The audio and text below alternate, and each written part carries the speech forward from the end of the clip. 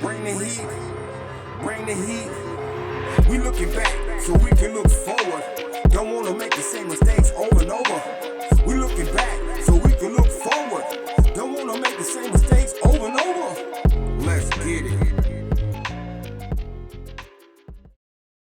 Hey, what's happening, man? Everybody listen, thank you for stopping and taking the time to get your mind full of what's really been going on for a very long time. We gonna bring the heat, man. Check it out. So, man, as I study, man, I just usually go with the flow of my mental, man, because I know certain things I need at certain times, certain places. So, that's my reasoning, but I see why I went towards what this is about to be. So, listen. Babies began using Enfamil on October the 5th, 1959. None. Check it out. When the Mead Johnson Company first introduced the baby formula brand, Enfamil was marketed as a low-protein imitation of breast milk. Did y'all get that? Did y'all get what they just said? A low protein, right out the gate, they let you know, low protein imitation of breast milk. Let me give you what that word protein or word for that. Low quality imitation of breast milk is what basically this saying. And let's just ask ourselves at this time, man, this is 1959. What do you think this was doing to the mental makeup of these babies? What do you think it was doing to the body? Because they was the first one to get this so-called quote-unquote formula, right? It's so much into this, man, and I don't know if I'm going to be able to squeeze everything that I want to talk about into this, because this is when the family start getting infiltrated, if you want to say. Because you look right here, man, and I'm going to show you this next add-on that I got for this. It's amazing how this thing went down. But listen, man, I know y'all watching National Geographics, and we all watch it. We've seen it. We've seen how the mother animal protects the baby unto death. I mean, that it goes through. I mean, there's some of the things that you see on them channels, man, that it's just different animals go through to protect their babies. You know? It's the love, supposed to be the love of a mother to give her life for a child. She's supposed to go through whatever it is necessary to protect the child. But I'm trying to, and I don't want to put too much on it, because what's done is done. It started in 1959, but I need you to see the trickle down effect of what really took place and what is taking place today. You know what I'm saying? So if we really look at this on another level, on a deeper level, man, we see it, man, because check this out. For you to give your baby something that you don't know what it is, it says a whole lot about you off the top. It really does. And it says even more about how you feel about that baby. They keep slapping this word formula on her.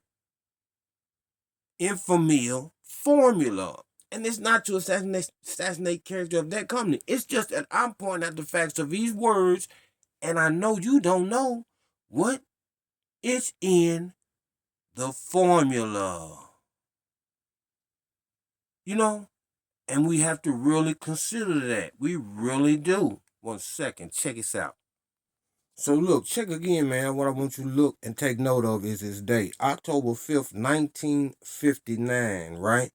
That's a very important situation, because I wanted you to see how these two things correspond. First of all, we're going to give the baby a formula, right? We're gonna give a baby a formula, and we don't know what this formula is. But what this formula is gonna do is it's gonna detach this baby from from the mother, period. Whether it be boy or girl, either way, detach from mother. Okay? You don't get no breast milk. You don't get the nutrition that heaven put in your body to give to your baby. So the baby don't get that. He'd already been deprived one right there. Let's go. This is the beginning. So if you don't give any creation, any animal, it could be a tree or fruit or whatever. If you don't give it its natural environment and its natural nutritious uh elements, then you ain't gonna get the full potential of that plant, of that animal, of that human. So if you don't feed a child the nutrition that come from breast milk, and that child don't get that, look at what that child has missed out on. And not only that, you gotta understand when the child is doing suckling, that calms that baby's nerves. So it ain't just about the child eating.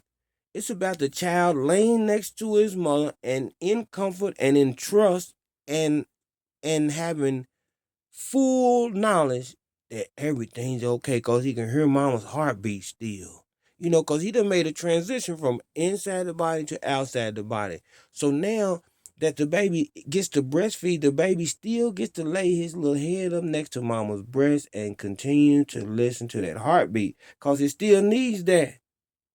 It still needs to lay up against mother to be comfortable and to be at peace.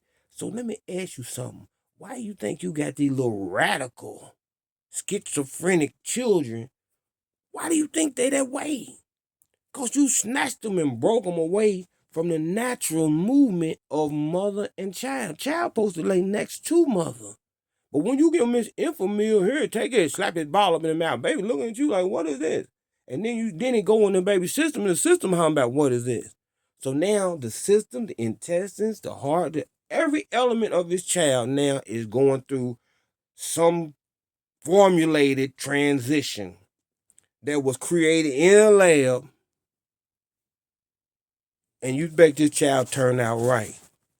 You expect this child turn out as a quote unquote well-being child, but you gave him the formula that you don't know what's in it, right? But see here, watch this. Here, I'm gonna turn the page and show y'all why, and y'all can tie the two together. Watch this.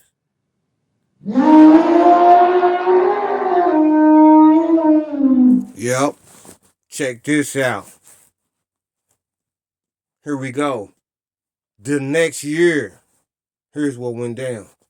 The woman's liberation movement, also known as the second wave feminist movement, began in the 1960s and lasted until the 1980s. The movement was a political response to women's oppression and sought to achieve equality and autonomy for women, right? So peep game. Here we are at this, y'all. Y'all heard it. Y'all know what it is. Y'all see it. 1960. Next year. Right after we gave little Tommy and little Betty the Enfamil so we could put them down and go do our thing. Here it comes. The door's open. 1960. See? Get a baby the Enfamil, right? Give him some chemicals and shit. You don't even know what this is. Let the baby chew on that fat, right? And then the next couple of months, because you go from 59 to 60, it ain't them a few months. Right after we got this baby over on this, and this is in his system real good and well, we can feed him that. Now we're gonna go over here and we're gonna do this women liberation thing, cause we ain't gotta let them baby suck my titties no more. Here, eat this feminine. You not sucking on my body no more. That's out. Nope. I ain't doing that. Put this baby over here, give man for milk or let Black Sue feed him, one another, whoever, however you want to do it. These two movements is connected because it's simultaneous. You go from 59 to 60. Simultaneous action, man. And the action was, let's get this baby over here, and now let's get this woman over here. Okay?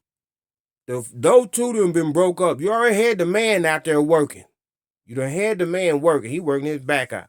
He don't know what to do, especially in them years, 1959, 60 shit. The man he working hard.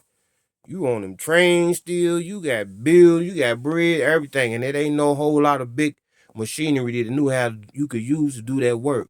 But I want to put this and say this, though, because that ain't where I want to go back to work. I want to go about the situation with our children. I want to go to the situation about our children. And not only our children, our health or their health and the future of, us as a community of people. Everybody. I ain't even ain't about no colors, about people. That's what this is about. But I need you to understand who when what applies to who. If you over here, you put the kids on formula, right? Then you took the woman over here and you said, you can do what you want to do, right? Then you get down to the 80s. Oh, it's wide open. It's wide open. Then in the 90s, you hit with all kind of crack movement, drug movements. Man, it ain't stopped since then, is what I'm trying to get you to see. You can connect. It's the 80s, then here come the 90s. Man, listen. It's been turn after turn after turn, storm after storm after storm, and now we dealing with these children that done grew up off of this. But not only did they grow up off of it, you very rarely see a young lady breastfeeding at all. That's almost unheard of. Who? What? And how can they breastfeed anyway? They went and got boob jobs. You know what I'm saying? So this is where we're going. Nobody's really looking at the future and say, okay, I get boob job. Can you still breastfeed? No, you can't breastfeed because you got silicone in your breast now. You can't breastfeed. So what about the future? Is anybody thinking about the future? That's what this is about. This is why I'm bringing the heat.